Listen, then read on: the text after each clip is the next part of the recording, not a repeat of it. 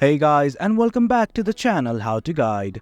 In this tutorial, we're gonna look at how to enable or disable notification sounds in your Facebook Messenger app. Now let's begin.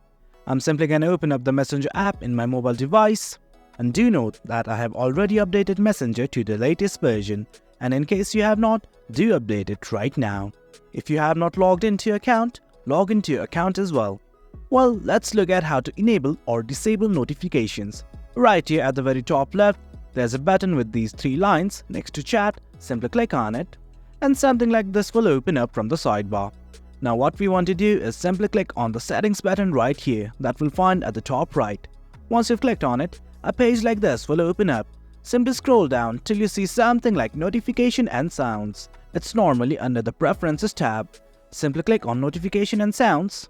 Now right here is the notification and sounds page. Now there are lots of options here. You can turn off notification and sounds for the entire Messenger app from right here. You simply need to toggle this button off, click on it.